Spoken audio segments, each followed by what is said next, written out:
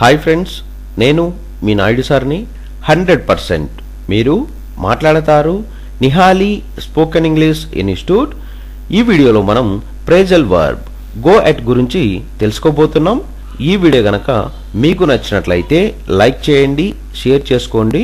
Share చేసుకోవడం వలన ఎంతో మంది ఇంగ్లీష్ రాని వారికి నిహాలి స్పోకెన్ ఇంగ్లీష్ని పరిచయం చేసిన వారు అవుతారు.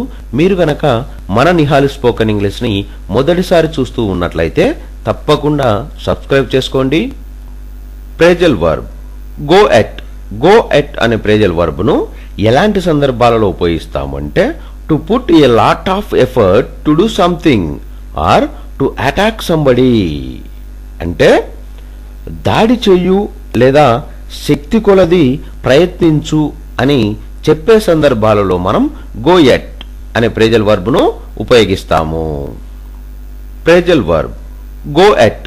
గో ఎట్ అనే ఫ్రేజల్ వర్బ్ను ఎలాంటి సందర్భాలలో ఉపయోగిస్తామంటే to put a lot of effort to do something or to attack somebody.